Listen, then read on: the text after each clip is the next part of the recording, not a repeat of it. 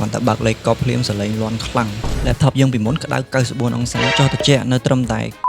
ថ្ងៃនេះខ្ញុំមកធ្វើការពិសោធន៍ទាំងហាលចំនួន3ពីតម្លៃ$5 $25 ដល់$50មើលថាមួយណាធ្វើឲ្យ laptop យើងត្រជាក់ជាងគេ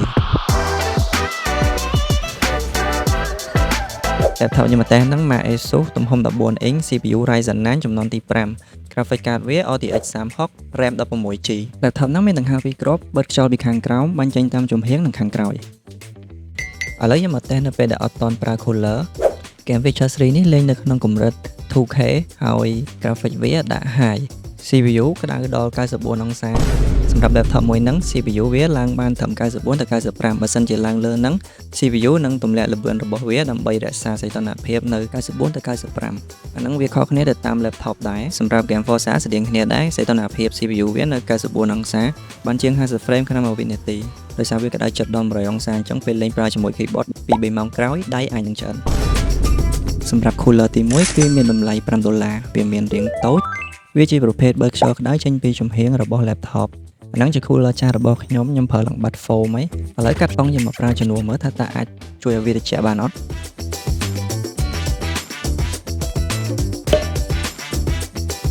សលេងរបស់វាមិនចាត់ទុកថាលាន់ពេកទេវាប្រហាក់ប្រហែលទៅនឹងដង្ហើមយ៉ាងនៅផ្ទះឥឡូវខ្ញុំមកតេស្តហ្គេមទាំងអស់គ្នាហ្គេមទី1គឺ game Forza សីតុណ្ហភាពវាគឺដូចទៅនឹងពេលមិនប្រើ cooler ដែរទោះដង្ហើមប្រឹងបិទខ្យល់ប៉ុណ្ណាក៏ដោយក៏នៅតែ94អង្សាដដែលឥ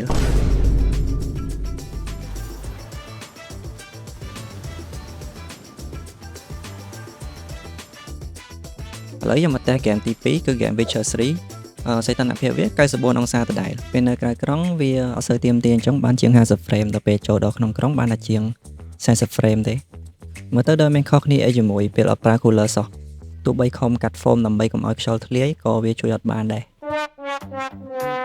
ឥឡូវយើងចូលមកដល់ cooler តម្លៃ$25វិញ cooler ហ្នឹងទោះវាធ្វើពីដែកលុយមីញ៉ូមមាំខ្ញុំទិញវាជាង10ឆ្នាំហើយនៅស្អាតដដែលវាជាប្រភេទបាញ់ខ្យល់ត្រជាក់ចូលពីខាងក្រោមទៅកាន់ laptop យើងអញ្ចឹង laptop យើងក៏ត្រូវមានប្រហោងនៅខាងក្រោមដើម្បីអនុញ្ញាតឲ្យខ្យល់វាបាញ់ចូលហើយទាំងហាលវាយើងអាចសេរីចំទីតាំងបាញ់ខ្យល់ឲ្យត្រូវកន្លែងវាទាំងហាលរបស់ cooler ហ្នឹងប្រើខ្សែ USB ដើម្បីទទួលភ្លើងឥឡូវកុំឲ្យខាតពេលយូរយើងមកតេស្តហ្គេមដូចមុនដែរសម្រាប់ហ្គេមទី1គឺ game Forza សីតុណ្ហភាពរបស់ CPU គឺធ្លាក់មកនៅត្រឹម80អង្សាជាងដែលមុនហ្នឹងពេលអត់តន់ប្រើ cooler គឺក្តៅដល់94អង្សាអញ្ចឹងចុះ5ទៅ7អង្សាបានគួរសមដែរ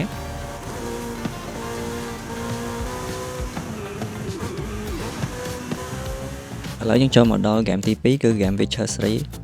ដោយសារហ្គេមហ្នឹងវា CPU រៀងខ្លាំងសីតុណ្ហភាព CPU វាមកនៅត្រឹម90អង្សាអញ្ចឹងចប់បានត្រឹមតែ4អង្សាទេពេលនៅក្នុងក្រុង CPU វានៅត្រឹម91ទៅ92អង្សាអញ្ចឹងចប់បានត្រឹមតែ2អង្សាទេពី94សម្រាប់ cooler ទី2ហ្នឹងវាមានសម្លេងស្ងាត់ល្អវាមានទាំងហាល2មែនប៉ុន្តែស្ងាត់ជាង cooler ទី1ទៀតឡើងចូលដល់ cooler តម្លៃ$50 cooler ហ្នឹងវាមានដង្ហើមធំមួយនៅកណ្ដាលហើយប្រើប្រាស់ foam ដើម្បីទប់កុំឲ្យខ្យល់វាធ្លាយចេញក្រៅហើយគេឲ្យ foam បន្ថែមសម្រាប់ប្រើជាមួយ laptop ដែលមានទំហំតូច cooler ហ្នឹងយើងអាចតម្លើងវាដល់2800 RPM ឥឡូវហ្នឹងកំពុងតែតេស្តជាមួយល្បឿនកម្រិតកណ្ដាល1400 RPM សម្រាប់ game Witcher 3 CPU វាចុះពី94អង្សាមកនៅត្រឹម83អង្សាសេល្បឿន CPU គឺខ្ពស់ជាងមុន 4000 MHz ជាងហើយ frame rate បាន50 frame ជាងក្នុងមួយវិនាទីសម្រាប់ game Forza សីតុណ្ហភាពវាប្រហែលទៅនឹង game Witcher 3ដែរគឺ80អង្សាជាងប៉ុន្តែល្បឿន CPU វាលឿនជាងមុនទៅដល់4450 MHz លេងបានក្បែរ80 frame ក្នុង1វិនាទី setting កណ្ដាលល្អប៉ុណ្ណឹងហើយឥឡូវយើងទៅឡើងឲ្យកប់មើលចុះបានប្រហែលអង្សាទៀតគាត់ទៅបើកលេខកប់ភ្លាមសលេងលាន់ខ្លាំងហើយខ្យល់វិញមើលតែកណ្ដាលទេដឹងសីតុណ្ហភាព CPU វាចុះមកនៅត្រឹម81 GPU វាវិញនៅតែ68 67អង្សាឥឡូវធ្លាក់មកដល់79អង្សាអញ្ចឹងពី94ដល់79តែ15អង្សាសម្រាប់ game Witcher 3ក៏អត់ខុសគ្នាប៉ុន្មានដែរសីតុណ្ហភាព CPU ខ្ទង់70ក្រាស់ទៅដល់80ស្ដើងហើយពេលលេងទៅ smooth ជាងមុនហើយអត់ក្តៅដៃដូចមុនទេ Nice រវាងទាំងហាលទាំង3ហ្នឹងអាមួយ$50ជួយឲ្យ laptop យើងត្រជាក់ជាងគេសំឡេងវាក៏លាន់ជាងគេដែរអាមួយ$25ទោះបីវាមិនអាចធ្វើឲ្យ laptop យើងត្រជាក់ដូចអា$50បានប៉ុន្តែវាមានសំឡេងស្ងាត់អា$5វិញជួយបានតិចតួចមែនទែនស្ទើរតែហៅភាពខុសគ្នាអត់ឃើញអញ្ចឹងខ្ញុំមានតែប៉ុណ្្នឹងទេជួបគ្នានៅវីដេអូក្រោយ